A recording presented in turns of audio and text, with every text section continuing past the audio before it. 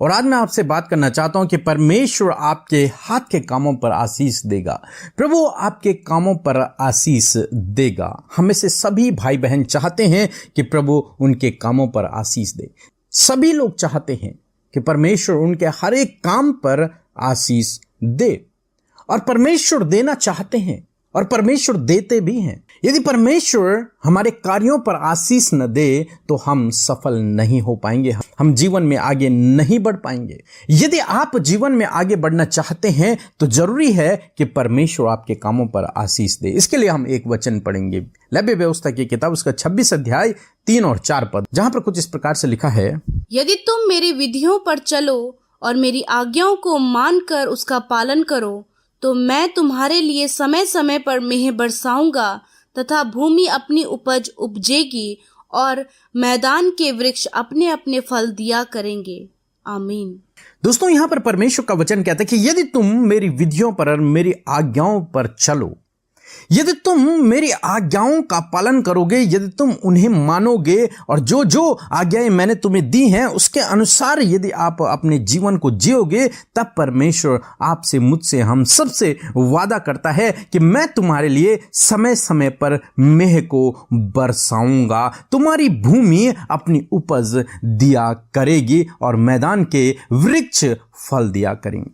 Means जो भूमि होगी परमेश्वर उसे उपजाऊ बनाएगा, वो पौधों को उत्पन्न करेगी और वो पौधे पेड़ बनकर फलवंत होंगे।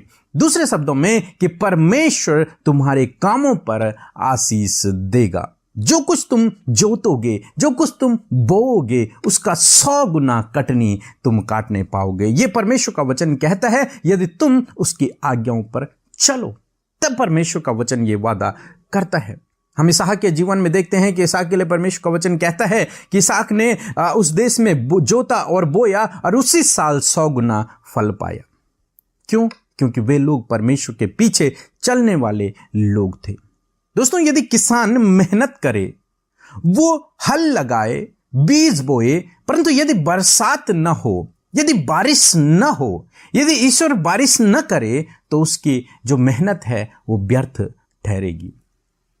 परंतु यदि बारिश हो जाए तो उसकी मेहनत 100 गुना रंग लाएगी, वो 100 गुना फलवंत होगी। इसी प्रकार से यदि परमेश्वर आशीष न दे तो हमारा काम करना बेकार है, व्यर्थ है।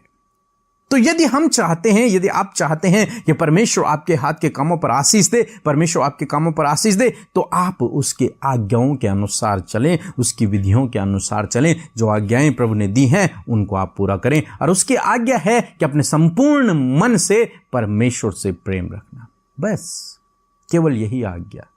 तो अपने संपूर्ण मन से, संपूर्ण प्राण से, संपूर्ण हृदय से, संपूर्ण आत्मा से, संपूर्ण बुद्धि से परमेश्वर से और अपने पड़ोसी से प्रेम रखना। यदि आप इस आज्ञा को पूरा करते हैं तो परमेश्वर आपके हाथ के कामों पर आशीष देगा। सो प्रभु आपको आशीष दे। आमीन।